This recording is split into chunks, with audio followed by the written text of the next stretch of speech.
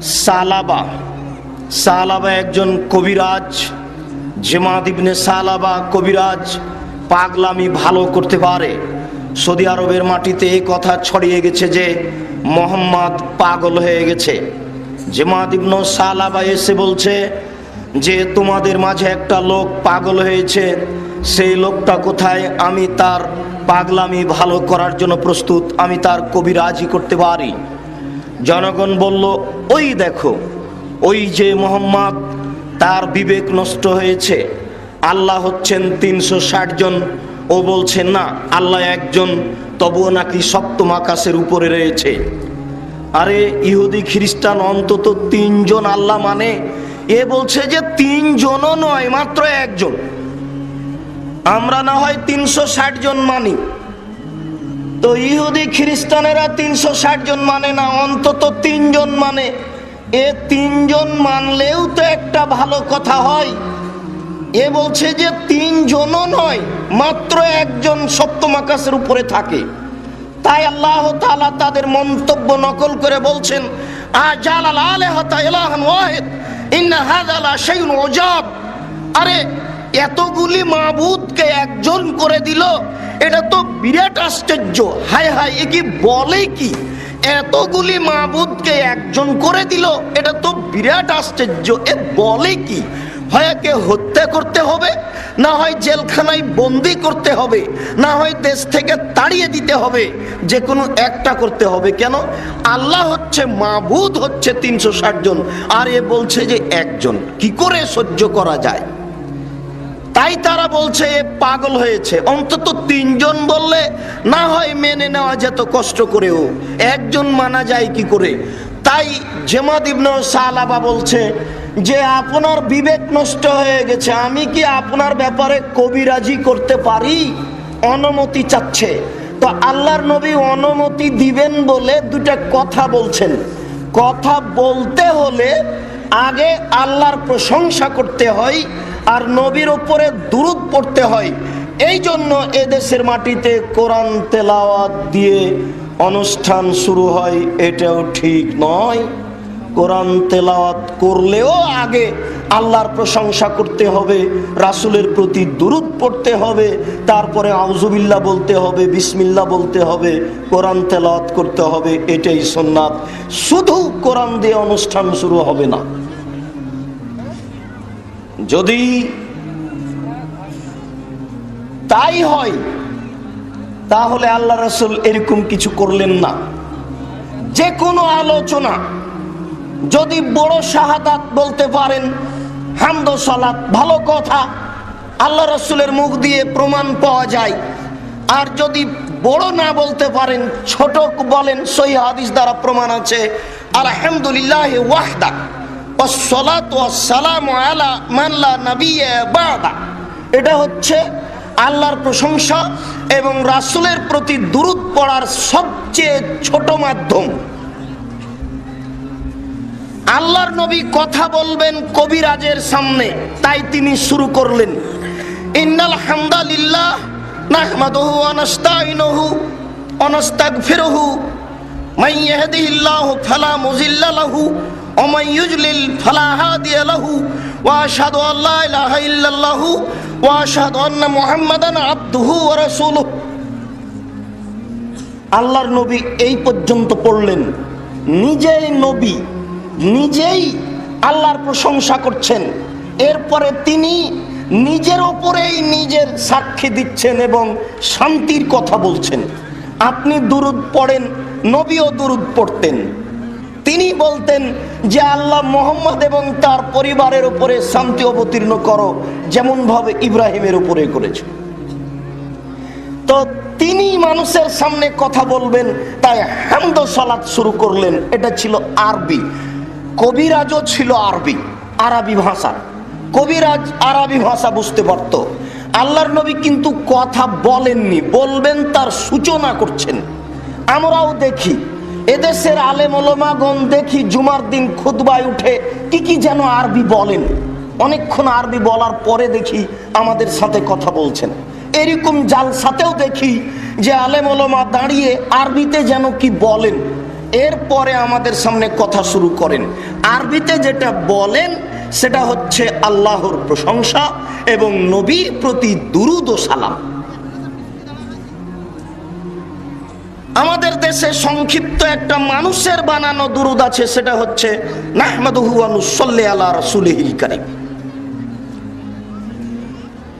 এইভাবে হাদিসে নেই, তবে হাদিসে আছে ফাহামিদাল্লাহ ওয়া আসনা আলাইহি, আল্লাহর প্রশংসা করলেন, তারপরে তার গুণকীর্তন বর্ণনা করলেন। এই বাক্যের উপরে হয়তোবা ভারত, বাংলাদেশ, পাকিস্তানের আলেম ওলামা বা অন্য অন্য দেশের আলেমগণ ধরে নিয়েছেন যে নাহমাদুল্লাহ ওয়া নাস্তাগফিরুহু নাহমাদুহু ওয়া নুসাল্লি আলা রাসূলিহিল কারীম, এটুকু বলা যাবে। আমরা এটা সরাসরি নাকচ করি না, তবে আল্লাহ রাসূলের মুখের দরুদ যদি মনে করেন সবচেয়ে ছোট, তাহলে সেটা হলো এই আলহামদুলিল্লাহি ওয়াহদা ওয়াসসালাতু ওয়াসসালামু আলা মান লা নাবিয়্যা বাদা। আর যদি বড় মনে করেন তাহলে যেটা আমরা বলছি সেটা। এবার কবিরাজ আরবি ভাষার মানুষ ছিল, কবিরাজ বুঝে গেছে, কবিরাজ এখন বলছে ইকরা মাররাতান উখরা, আবার পড়েন তো কি পড়লেন, আবার পড়েন তো কি পড়লেন। তখন আল্লাহর নবী আবার পড়লেন। এবার কবিরাজ বলছে আশহাদু আল্লা ইলাহা ইল্লাল্লাহ ওয়া আশহাদু আন্না মুহাম্মাদান আবদুহু ওয়া রাসূলুহু, আমি সাক্ষ্য দিচ্ছি আল্লাহ ব্যতীত কোনো মাবুদ নেই, আমি সাক্ষ্য দিচ্ছি মুহাম্মদ আল্লাহর রাসূল। কবিরাজের কবিরাজি করা শেষ হয়ে গেল, পাগলামি ভালো করা শেষ। কবিরাজের নিজেরই পাগলামি ছুটে গেল, ও এখন নিজেই ইসলাম গ্রহণ করছে। আপনি কি ভুলে গেছেন? আপনাকে আমি দেখাচ্ছি যে কোন কালেমা পড়ে অমুসলিম মুসলমান হতো, এখনো কোন কালেমা পড়ে অমুসলিম মুসলমান হবে। আবু হুরায়রা রাদিয়াল্লাহু তাআলা আনহু আল্লাহর নবীকে এসে বলছেন, আল্লাহর নবী আমার মা আপনাকে খুব গালি দেয়, আল্লাহর নবী আমার মা আপনাকে খুব গালি দেয়, তো আপনি একটু আমার মায়ের জন্য দোয়া করেন তো আমার মা যেন মুসলমান হয়। তখন আল্লাহর নবী বলছেন আল্লাহুম্মা হদি উম্মা আবি হুরায়রা, আল্লাহ তুমি আবু হুরায়রার মাকে হেদায়েত দান করো। এরপরে আবু হুরায়রা দৌড়িয়ে যাচ্ছেন যে উনি আগে যেতে পারেন না, দোয়া আগে কবুল হয়, এগুলি কথা নেই। এগুলো কোন দিক থেকে এসে মিথ্যা কথা ঢুকে গেছে। আবু হুরায়রা রাদিয়াল্লাহু তাআলা আনহু এক পর্যায়ে দরজায় পৌঁছলেন, অল বাবু মুগলাক, গরিব মানুষ। আবু হুরায়রা গরিব মানুষ, আপনাদের চেয়ে বেশি গরিব। আবু হুরায়রার নিজস্ব বিবরণ যে আমি 2 দিন 3 দিন খেতে পেতাম না, কোনো খাওয়ারই নেই। আমি মসজিদে নবাবিতে পেট মাটির ওপরে চাপা দিয়ে উপর হয়ে শুয়ে থাকতাম, তো মানুষ আমার খুব একটা দাম দিত না। আমি গরিব মানুষ, তো আমার উপরে লাথি দিয়ে পায়ের পাড়া দিয়ে চলে যেত, তো আমি এইভাবেই থেকে যেতাম, গরিব মানুষ। এখন আল্লাহর নবী দোয়া করলেন, ইনি বাড়ি যাচ্ছেন, বাড়িতে গিয়ে দেখছেন যে বাহির দরজা বন্ধ। জি সাতক্ষীরার মানুষ আপনাকেই বলছি, মনে কিছু নেবেন না, বাড়ির বাহির দরজা তৈরি করতে হবে। একটা ঘর তৈরি করে আপনি বাড়ি তৈরি করেছেন এ কথা ভুল, ওটা চলবে না। আহলে হাদিসের কোনো বাড়ি এরকম থাকবে না। বাড়ির চতুর্দিক টাকা থাকলে ইট দিয়ে ঘেরুন, না থাকলে খড় দিয়ে ঘেরুন, না থাকলে চট ছালা দিয়ে ঘেরুন। বাড়ির চতুর্দিক ঘিরতে হবে, মধ্যে একটা দরজা থাকবে, সেই দরজায় একটা দরজা দেওয়া থাকবে, আপনার স্ত্রী বন্ধ করবে বিসমিল্লাহ বলে। যদি দরজা না থাকে তাহলে একটা কাপড় ঝুলানো থাকবে, আপনার স্ত্রী যখন রাতে শুইতে যাবে তখন একখানা ছোট খড় কুটা বিসমিল্লাহ বলে এই দরজায় রেখে দিবে। আল্লাহর নবী বলছেন সকাল পর্যন্ত এই দরজা দিয়ে কোনো শয়তান প্রবেশ করবে না। বুখারী মুসলিমের হাদিস, কথার মধ্যে কথা এসেছে। আপনাকে দেখাচ্ছি আবু হুরায়রার বাহির দরজা আছে, ভিতরে ঢুকতে পারেন না, খুব গরিব মানুষ। দরজায় গিয়ে থেমে গেলেন, ধাক্কা দিচ্ছেন, তবে তিনি বলছেন আমি পানির আওয়াজ শুনতে পাচ্ছি, মনে হচ্ছে যেন আমার মা ভিতরে পানি নাড়াচাড়া করছেন। তিনি একথা বলছেন, তার মানে তার মা গোসল করছে। ইসলাম গ্রহণ করবে, মন মানসিকতা পরিবর্তন হয়ে গেছে। যাদের মন পরিবর্তন হয়েছে আপনার প্রতি অসন্তুষ্ট, তার বদনাম করিয়েন না, তার গীবাত করিয়েন না, তার জন্য আল্লাহর কাছে দোয়া করেন। তার মনটা ভালো হয়ে গেলেই তো আপনাকে ভালোবাসবে। আপনি রংপুর থেকে এসেছেন বা অন্য জেলা থেকে এসেছেন, এসে বলছেন যে অমুক অমুক বলছে যে খবরদার যাও না, নওদাপাড়া মারামারি হতে পারে, গাড়ি ভেঙে দিতে পারে, দুই একজন মানুষ যাও। আপনি তার ব্যাপারে কিছু না বলে আগে আল্লাহকে বলুন, আল্লাহ ওর ভুল হচ্ছে, তুমি ওকে সংশোধন করো। এই কথা আগে বলতে হবে। আল্লাহর নবী দোয়া করে দিয়েছেন, দোয়া মহিলার ভিতরে লেগে গেছে, আল্লাহ কবুল করে নিয়েছেন। মহিলা আল্লাহ রাসূলকে গালি দেওয়া ব্যতীত ইসলাম গ্রহণ করবে প্রস্তুতি নিচ্ছে। আবু হুরায়রা বলছেন আমার মা দরজা খুলে দিলেন, দরজা খুলে দিয়ে যখন সামনে দাঁড়ালেন তখন দেখলাম মাথায় উড়না চাদর নেই। তিনি বলছেন যে আমার মা খুব তাড়াহুড়া করে এসে দরজা খুলেছে, এই জন্য মাথায় কাপড় দেওয়ার সুযোগ হয়নি। এ দেখেন ছেলের সামনে মা বের হয়ে আসছে, তো মায়ের মাথায় ওড়না ছিল না, এ কথা আবু হুরায়রা বলছেন। তাহলে বোঝা যাচ্ছে যে ভিতরেও মহিলা ওড়না মাথায় দিয়ে থাকবে বা বের হলে মাথায় কাপড় দিয়ে বের হতে হবে। হাদিস তো মুসলিম শরীফের। আপনার কাছে বিবেচনা কি? আপনার কাছে বিবেচনা কি? আপনি দেখুন, আমি যেটা বলছি সেটা হচ্ছে দরজা খুলে মা বেটা সামনাসামনি। আবু হুরায়রার মা বলছেন আশহাদু আল্লা ইলাহা ইল্লাল্লাহ ওয়া আশহাদু আন্না মুহাম্মাদান আবদুহু ওয়া রাসূলুহু, আমি সাক্ষ্য দিচ্ছি আল্লাহ ব্যতীত কোনো মাবুদ নেই, আমি সাক্ষ্য দিচ্ছি মুহাম্মদ আল্লাহর রাসূল। এ দেখেন অমুসলিম মুসলমান হচ্ছে। একটু সুমামা বিন ওসাল নামে একজন লোক, খুব সম্মানী এক দেশের রাজা, সাহাবীগণ ধরে নিয়ে এসে হাতে রশি দিয়ে মসজিদের খুঁটিতে বেঁধে রেখেছেন। এ দেখেন হিন্দু মানুষ মসজিদে ঢুকে বসে থাকতে পারে। বাগমারায় বক্তব্যে গেলাম, বিদায় হচ্ছি তো একটা লোক এরকম ভাবে আঙ্গুল চোখের সামনে নিয়ে এসে বলছে যে হিন্দুর টাকা দিয়ে মসজিদ জায়েজ বলেছেন, কচ্ছপ খাওয়া জায়েজ বলেছেন, আজকে শুকুর খাওয়া জায়েজ করে দিয়ে যান। খুব রাগের উপরে বলছে। তা আমি বলছি যে শুকুরও জায়েজ। কি করে এত খারাপ প্রাণী জায়েজ হলো কি করে? তো আল্লাহ তাআলা বলছেন যে হুররিমাত আলাইকুমুল মাইতাতু ওয়াদ-দামু ওয়া লাহমুল খিনজির, তোমাদের উপরে মরা প্রাণী হারাম করা হয়েছে, অমুক হারাম করা হয়েছে, তমুক হারাম করা হয়েছে, শুকুর হারাম করা হয়েছে। বলতে বলতে বলতে বলতে আবার কথা উল্টে ধরলেন, ধরে বলছেন যে ফামানিস্তুররা গায়রা বাগলাত, তবে যদি শুকুর ছাড়া আর কোনো খাওয়াই না থাকে, যদি এই সর ছাড়া আর কোনো খাওয়াই না থাকে, তাহলে তুমি বেশি করে খেও না, শরীয়ত মানি না এই বলে খেও না, একটু খেয়ে নাও। এই যে দেখেন শুকুর জায়েজ হয়ে গেল, কোরআন মাজিদের আয়াত। তো বুঝে না, এই জন্য রাগ করে বলেছে। এই দেখেন একজন হিন্দু মসজিদে, একজন হিন্দুকে মসজিদে বেঁধে রাখা হয়েছে, ইসলাম গ্রহণ করেনি। আল্লাহর নবী বলছেন যে সুমামা তুমি কি ইসলাম গ্রহণ করবে? সুমামা বলছে তাকতল তাকতল জাদামিন আইনতুনিম তুনিওয়ালা শাকিরিন, এই ইসলাম গ্রহণ করব মানে আপনি যদি আমাকে হত্যা করেন তাহলে আপনাকে হত্যা করা হবে, আপনি যদি আমাকে ছেড়ে দেন তাহলে আপনার শুকরিয়া আদায় করা হবে, ছাড়তে গিয়ে যদি পয়সা চান প্রদান করা হবে। আল্লাহর নবী কিছু বললেন না। পরের দিন বলছেন সুমামা তুমি কি ইসলাম গ্রহণ করবে? সুমামা বলছে ইসলাম গ্রহণ করব মানে আপনি যদি আমাকে হত্যা করেন রক্তের প্রতিশোধ নেওয়া হবে, আপনি যদি আমাকে ছেড়ে দেন শুকরিয়া আদায় করা হবে, ছাড়তে গিয়ে যদি পয়সা চান প্রদান করা হবে। আল্লাহর নবী কিছু বললেন না। পরের দিন বলছেন সুমামা তুমি কি ইসলাম গ্রহণ করবে? সুমামা বলছে আমি ইসলাম গ্রহণ করব মানে আপনি যদি আমাকে হত্যা করেন রক্তের প্রতিশোধ নেওয়া হবে, আপনি যদি আমাকে ছেড়ে দেন শুকরিয়া আদায় করা হবে, ছাড়তে গিয়ে যদি পয়সা চান প্রদান করা হবে। আল্লাহর নবী বললেন সঙ্গী সাথেই ফাতলে কুহু, একে ছেড়ে দাও, এ চলে যাক। সাহাবীগণ তাকে ছেড়ে দিলেন। এবার লোকটা চলে যাচ্ছে আর মনে মনে বলছে ভদ্র মানুষ হলে কি আর এত বড় ভদ্র হতে হয়? ভদ্র মানুষ দেখেছি, তবে এত বড় ভদ্র দেখিনি। যার বাড়িতে আমি 3 দিন থেকে বাঁধা আছি, রশি দিয়ে বাঁধা আছি, তাকেই বলছি যে আমাকে হত্যা করলে তোমাকেও করব। এরপরেও আমাকে ছেড়ে দেন না, এ খুব ভালো মানুষ। ব্যাক করে এসে সামনে একটা ছিল, পুকুর ছিল, পানি পেয়ে গোসল করে ফিরে এসেছে। ইসলাম গ্রহণ করলে গোসল করতে হয়। গোসল করে ফিরে এসে বলছে, আশহাদু আল্লা ইলাহা ইল্লাল্লাহ ওয়া আশহাদু আন্না মুহাম্মাদান আবদুহু রাসূলুহু, আমি সাক্ষ্য দিচ্ছি আল্লাহ ব্যতীত কোনো মাবুদ নেই, আমি সাক্ষ্য দিচ্ছি মুহাম্মদ আল্লাহর রাসূল।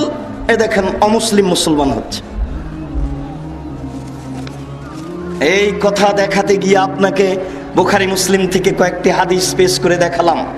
যাক, আপনার কৌতূহল প্রথম রাকাতে সিজদায় চলে যাওয়ার ব্যাপারে, এই কৌতূহল অন্তত আহলে হাদিসের জন্য না থাকাই ভালো। বলছিলাম, মহান আল্লাহ বলেন, ইয়া আইয়ুহাল্লাযীনা আমানু আতিউল্লাহ, হে বিশ্বাসীগণ তোমরা আল্লাহর আনুগত্য করো। আল্লাহর আনুগত্য করো মানে আল্লাহর আনুগত্য কি দিয়ে করবেন? আল্লাহর আনুগত্য মানে তার সাথে শিরক করতে হবে না। তিনি এক অদ্বিতীয় এই বলে তাকে মেনে নিতে হবে। এটাই হচ্ছে আল্লাহর আনুগত্য। আল্লাহ কি আপনার বাড়িতে আসবেন, আপনি তাকে মান্য করবেন, সম্মান দিবেন? জি না। আল্লাহ এক অদ্বিতীয় এই বলে তাকে মেনে নিবেন, তার কোনো শরীক নেই। এটাই হচ্ছে আল্লাহর আনুগত্য করা। আল্লাহ তাআলা বলেন, আতিউর রাসূল, তোমরা রাসূলের আনুগত্য করো। রাসূলের আনুগত্য মানে অন্তত ইবাদতের জগতে যত ইবাদত আছে সব রাসূলের পদ্ধতিতে হতে হবে। এটাই হচ্ছে মূলত আনুগত্য। এরপরে সামাজিক জীবনে চলাফেরার ব্যাপারে আল্লাহর নবী যেসব বৈশিষ্ট্য পেশ করেছেন, এসব বৈশিষ্ট্য আপনার ভিতরে আসতে হবে। সংগঠন করছেন, করেন, মানুষকে গালি দিতে পাবেন না, মানুষের নিন্দে করতে পাবেন না। মানুষ যদি আপনাকে গালি দেয় তাহলে তার জন্য আল্লাহর দরবারে ক্ষমা চাইতে হবে, তার জন্য আল্লাহর দরবারে হেদায়েত চাইতে হবে। এই হচ্ছে আল্লাহর রাসূলের আনুগত্য। আল্লাহ তাআলা বলছেন, তোমরা নবীর আনুগত্য করো। কিভাবে করবেন? মহান আল্লাহ বলেন, মা আতাকুমুর রাসূল ফাখুযুহু ওয়া মা নাহাকুম আনহু ফান্তাহু। রাসূল যা দিয়েছেন তা গ্রহণ করো, রাসূল যা নিষেধ করেছেন তা বর্জন করো। যেটুকু করবেন তাতে আল্লাহর রাসূলের দেওয়া থাকতে হবে। যা করবেন না আল্লাহর নবী নিষেধ করেছেন বলেই প্রমাণ থাকতে হবে। এটাই হচ্ছে রাসূলের আনুগত্য। এরপরে আল্লাহ রাসূল চিরদিন থাকবেন না, এই জন্য একজন আমিরের দায়িত্বশীলের প্রয়োজন। আল্লাহ তাআলা বলছেন, ওয়াউলিল আমরি মিনকুম, তোমাদের মধ্যে যাকে আমির হিসাবে নির্বাচন করা হয়েছে তাকে তোমরা মান্য করো, তার আনুগত্য করো, তার অনুসরণ করো। উল্লেখ্য যে লা তাআতা লিমাখলুকিন ফি মাসিয়াতিল খালিক, যদি আমিরের আনুগত্য করতে গিয়ে আল্লাহর নাফরমানি হয়, পিতামাতার আনুগত্য করতে গিয়ে আল্লাহর নাফরমানি হয়, তাহলে তা করা যাবে না। আল্লাহর নাফরমানিতে কোনো মানুষের আনুগত্য চলে না। বলছিলাম, হে উপস্থিত বৈঠকের দ্বীনি মুসলিম ভাই ও বোন, আপনারা আপনাদের এই অস্থিরতা চলাচল গতি বন্ধ করে আমার দিকে লক্ষ্য করুন। আমি আপনাদের খুব গুরুত্বপূর্ণ তথ্যবহুল বিবরণের চেষ্টা করব। ওমা তৌফিকি ইল্লা বিল্লাহ। আল্লাহ তাআলা বলছেন, তোমরা তোমাদের নির্ধারিত মানুষ আমিরের আনুগত্য করো যতক্ষণ পর্যন্ত আমির আপনাকে কোরআন হাদিস ভিত্তিক আদেশ করবেন, আপনারা তাকে মানবেন। আল্লাহর নবী বলেন, ইন উম্মিরা আলাইকুম আব্দুন মুজাদ্দা, যদি তোমাদের সামনে একজন কান কাটা, চক্ষু নষ্ট, একেবারে কালো কুৎসিত, দেখতে ভালো নয়, অপছন্দ মানুষকে যদি আমির নির্ধারণ করা হয়, ওয়ায়াকুদুকুম বিকিতাবিল্লাহি, আর এই আমির যদি তোমাদেরকে আল্লাহর কিতাব অনুপাতে নিয়ে যায়, আল্লাহর নবীর বিধান অনুযায়ী ডাক দেয়, তাহলে ফাসমাউ লাহু ওয়া আতিউ, তোমরা তার কথা শোনো এবং তাকে মান্য করো। আগে শুনতে হয়, তারপরে মানতে হয়, না শুনে মানা যায় না। আল্লাহর নবী বলছেন ফাসমাউ লাহু, তাহলে এই কানকাটা চক্ষু নষ্ট কুৎসিত আকৃতির মানুষটা আমির নির্বাচন হয়েছে, তাকে তোমরা মান্য করো। যদি এই আমির তোমাদেরকে কোরআন এবং হাদিস অনুযায়ী পরিচালনা করে। আবু হুরায়রা রাদিয়াল্লাহু তাআলা আনহু বলেন, নবী করিম সাল্লাল্লাহু আলাইহি সাল্লাম বললেন, মান আতানি ফাকাদ আতা আল্লাহ, কেউ যদি আমার আনুগত্য করে তাহলে সে আল্লাহর আনুগত্য করলো। ওমান আসানি ফাকাদ আসা আল্লাহ, কেউ যদি আমার নাফরমানি করে তাহলে সে আল্লাহর নাফরমানি করলো।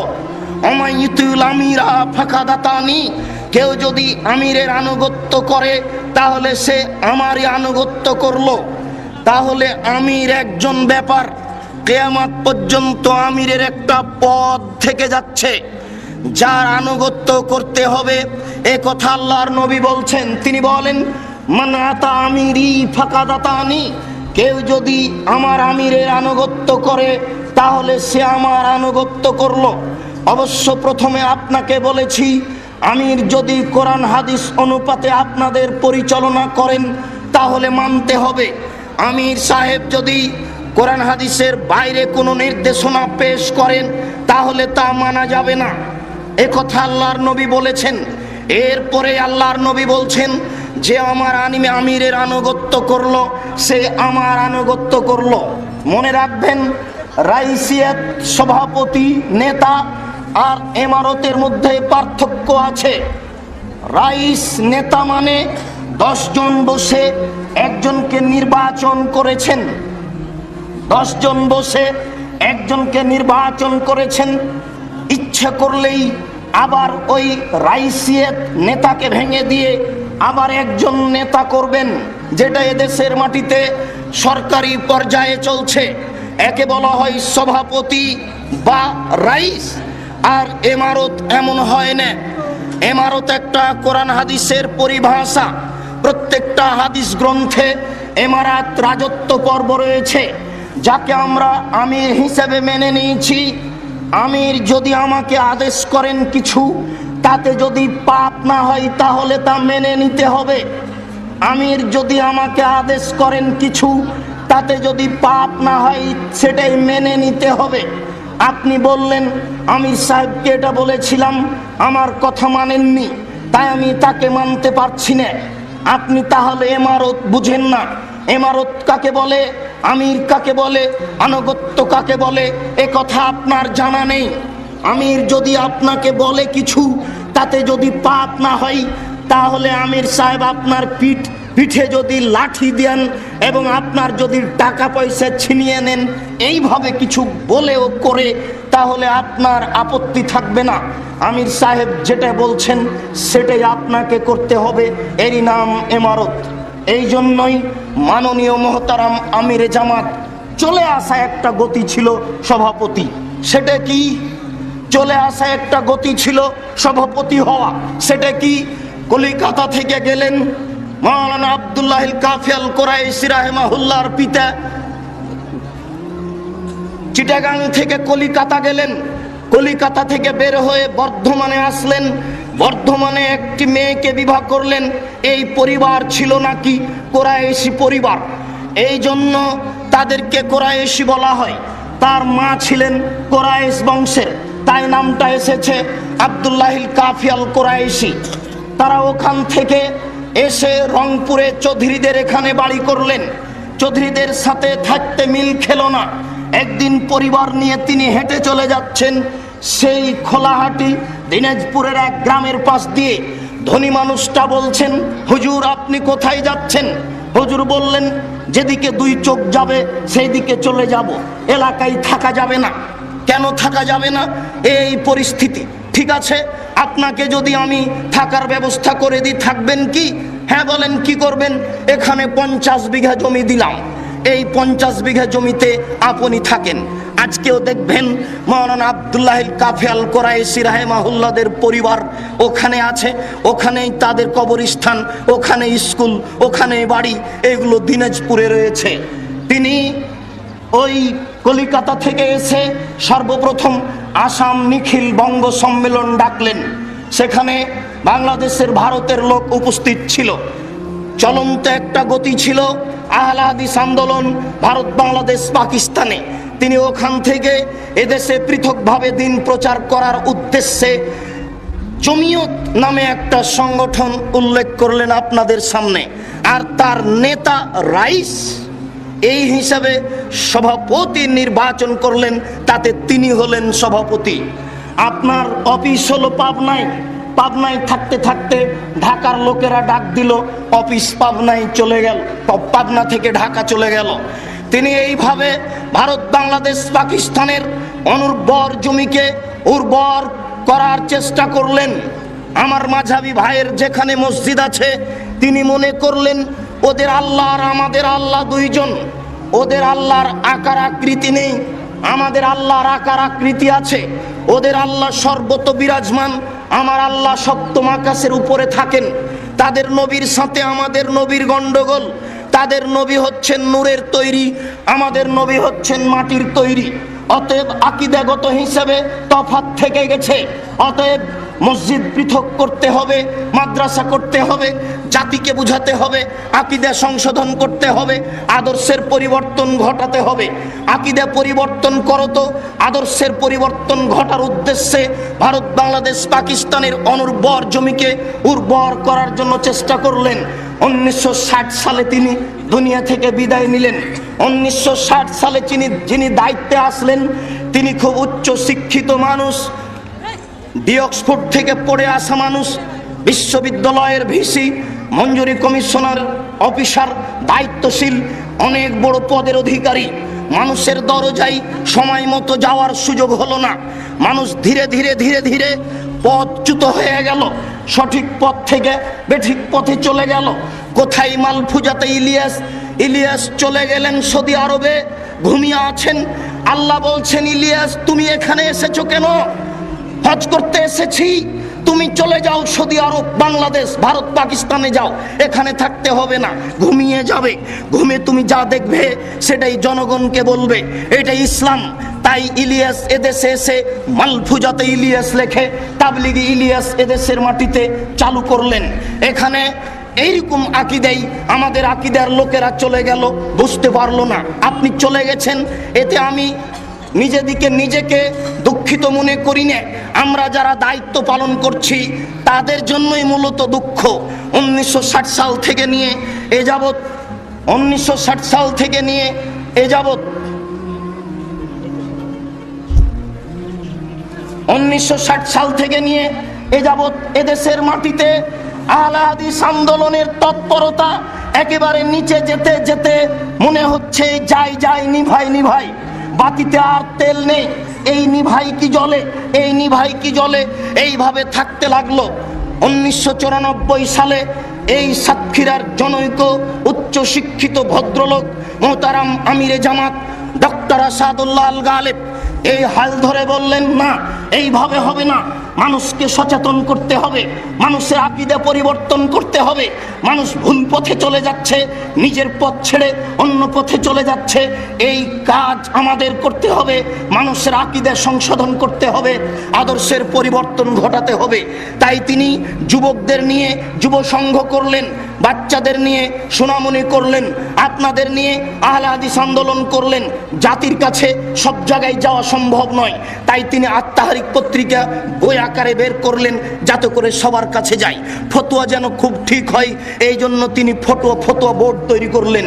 এদেশের মাটিতে ফতোয়া বোর্ডের মাধ্যমে ফতোয়া বের হবে, এটা সর্বপ্রথম চিন্তা চেতনা, সর্বপ্রথম কাজ হচ্ছে মাননীয় মোহতারাম আমিরে জামাত ডক্টর আসাদুল্লাহ আল গালেবের পরিকল্পনা। 1994 সাল থেকে নিয়ে এদেশের মাটিতে একটা তৎপরতা চলতে থাকলো। ওই তৎপরতার বিনিময়ে আজকে আপনি মনে করছেন আমার আকীদা সংশোধন হয়েছে। ওই তৎপরতার বিনিময়ে আজকে এই মাঠে হাজার হাজার নারী পুরুষ দেখতে পাচ্ছেন। এই তৎপরতায় আপনি তাহরিক পত্রিকা পাচ্ছেন। এই তৎপরতায় আপনি আমাদেরকে প্রত্যেকটা দেশে প্রত্যেকটা জেলায় দেখতে পাচ্ছেন আকীদা আদর্শের পরিবর্তন ঘটানোর পরিকল্পনা।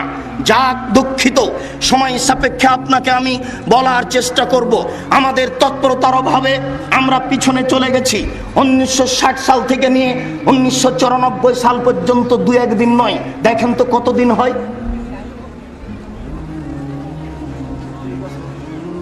34 বছর, দু একদিন সময় নয়।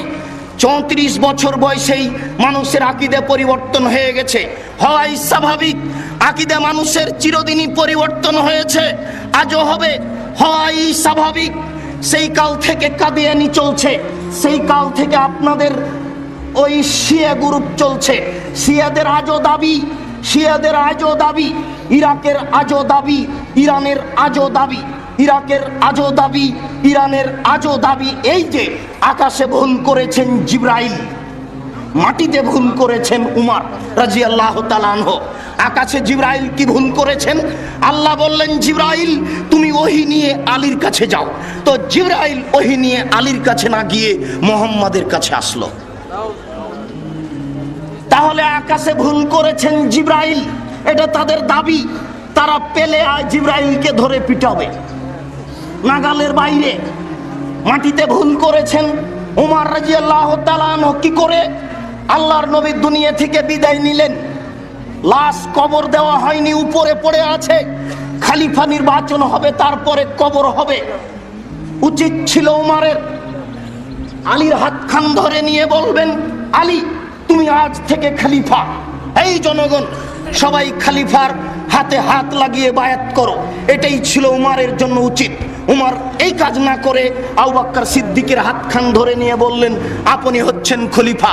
দেশবাসী তোমরা সবাই আবু বকর সিদ্দিকের হাতে হাত রেখে বায়াত করো। এই যে উমরের অন্যায় হয়ে গেল, আজও যদি শিয়া উমরকে পাই তাহলে ধরে পিটাও।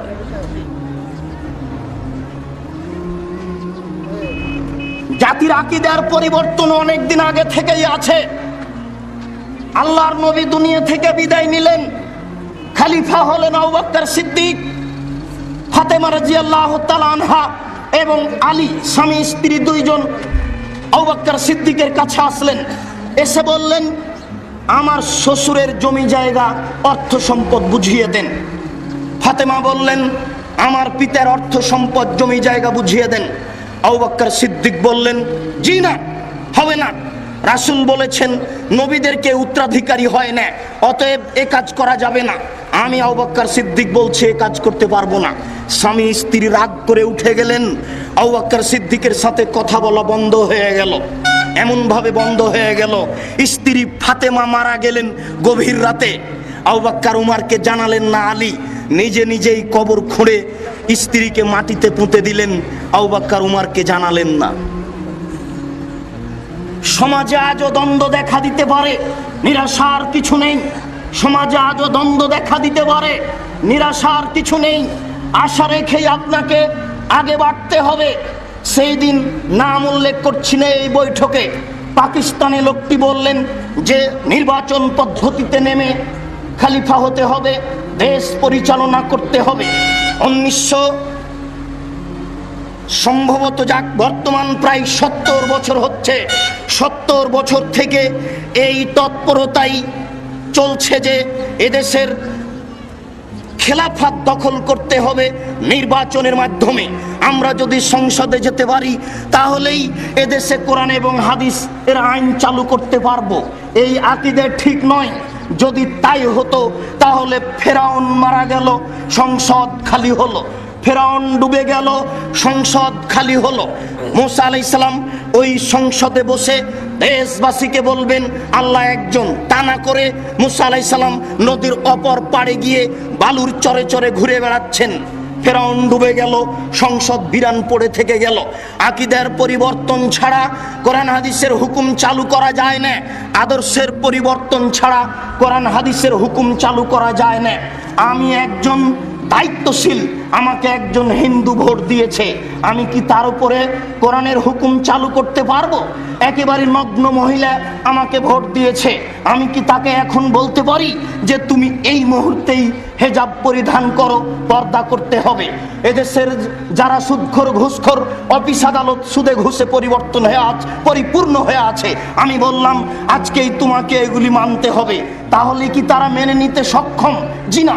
যতক্ষণ পর্যন্ত তার আকীদা পরিবর্তন না করতে পেরেছি, তাকে বুঝাতে না পেরেছি সুদ খাওয়া হারাম, সুদ বৈধ নয়, তোমাকে ছেড়ে দিতে হবে, তুমি একজন মহিলা, তোমাকে পর্দা করতে হবে, ও নিজেই বলবে ঠিক আছে আজ থেকে আমি পর্দা স্বীকার করলাম, ও নিজেই বলবে আজ আমি সুদ ছেড়ে দিলাম। এইভাবে যখন মানুষ সবাই ছেড়ে দিবে, তখন তার উপরে কোরআন হাদিস চালু করা যাবে। এটাই হচ্ছে ইমারত, এটাই পথ পন্থা হচ্ছে আমিরের। আমির জনগণকে আনুগত্যের ভিত্তিতে কোরআন হাদিসের আদেশ করবেন, আল্লাহ এবং আল্লাহর রাসূলের আইন বাস্তবায়নের চেষ্টা করবেন। তাই আল্লাহর নবী বললেন, শোনো, একজন কান কাটা মানুষ, নাক কাটা মানুষ, কুৎসিত মানুষ যদি আমির হয় আর যদি কোরআন হাদিস অনুপাতে পরিচালনা করে, তাহলে তোমরা তা মেনে নাও। আবু হুরায়রা রাদিয়াল্লাহু তাআলা আনহু বলেন, রাসূল সাল্লাল্লাহু আলাইহি সাল্লাম বললেন, মান রা মিন আমিরিহি শায়ান ইয়াকরাহুহু, কেউ যদি আমিরের মধ্যে কোনো ভুল ত্রুটি দেখতে পায়, আমির একজন মানুষ, ভুল হতে পারে, নবীগণেরও সিদ্ধান্তে কিছু ভুল হয়েছে। কি ভুল বলেন কি আব্দুর রাজ্জাক সাহেব, বলেন কি? জি, আল্লাহর নবী মদিনায় গেলেন, দেখলেন জনগণ পুরুষ খেজুরের ওই ছড়াগুলি মাদি খেজুর গাছে লাগিয়ে দিচ্ছে। আল্লাহর নবী বললেন, এ কি, এটা না করলে হয় না? ঠিক আছে, আপনাকে আমরা নবী বলে মানি, আপনাকে মান্য করি, বললেন, ছেড়ে দিলাম। পরের বছর তারা করলো না এ কাজ, খেজুর কমে গেল শত শত মন। জনগণ এসে বলল, আল্লাহর নবী ঘটনা উল্টে গেছে, খেজুর কমে গেল। ঠিক আছে, দুনিয়াবি ব্যাপারে তোমরাই ভালো বুঝো, আমি অত বুঝি না, দিনের ব্যাপারে যেটা বলছি সেটা গ্রহণ করবে, দুনিয়ার ব্যাপারে তোমাদের চিন্তা গ্রহণীয়। জনগণ আবার পুরুষ খেজুরের ছড়াগুলি মাদি খেজুরের গাছে লাগাতে লাগলো, ফল বেশি হলো, আজও হচ্ছে। এ দেখেন, বিষয়টি ভেবে দেখুন, বিষয়টি ভাববার। সামাজিক ব্যাপারে আমিরের একটা ভুল হয়েছে, আপনি মনে করলেন হয়েছি, তাতে আসে যায় না। আল্লাহর নবী বলছেন, ফল ইয়াসবির, ধৈর্য ধারণ করো। আমিরের যদি তুমি কিছু ভুল দেখতে পাও, যেটাকে তুমি অপছন্দ মনে করছো, তাহলে ধৈর্য ধারণ করো। আল্লাহর নবী বলছেন, ফাইনাহু মান লাইসা ফি উনুকিহি বায়া, যদি কারো কাঁধে আনুগত্য না থাকে, যদি কারো কাঁধে বায়াত না থাকে, যদি আনুগত্য না থাকে, মাতা মিতাতান জাহেলিয়াতান, তাহলে সে জাহেল হয়ে মৃত্যুবরণ করলো। আমরা অনুরোধ করছি, অন্তত আপনার একটা আনুগত্যের দৃষ্টি থাকতে হবে কোনো একজন আমিরের সাথে। আমি যে আমিরের কথা বলছি, সেই আমিরেরই আপনাকে আনুগত্য করতে হবে, কথা আমি বলিনি। পাঁচজনকে জিজ্ঞাসা করে যদি করা লাগে করবেন, যদি না করা লাগে ছাড়বেন, কিন্তু আমি অনুরোধ করছি আপনি আনুগত্য নিয়ে থাকেন। আল্লাহর নবী বললেন, মান খারাজা মিনাত তাত, কেউ যদি আনুগত্য থেকে বের হয়ে যায়, ফায়াদুল আসাবিয়াতিন আও ইয়ানসুরা আসাবিয়াতান, সে মানুষকে ডাকে স্বজন নয়, সে মানুষকে দাওয়াত দেয় স্বজন প্রীতিতে, নিজের সুবিধায়, ফামাতা মিতাতান জাহেলিয়াতান, এই অবস্থায় যদি সে মারা যায়, তাহলে জাহেল হয়ে মারা যাবে। নবী করিম সাল্লাল্লাহু আলাইহি সাল্লাম বলেন, আমরকুম বিখামসিন, আমি তোমাদের 5টা জিনিসের আদেশ করছি। শোনো জনগণ, সঙ্গী সাথী, আমরকুম বিখামসিন, আমি তোমাদের 5টা জিনিসের আদেশ করছি।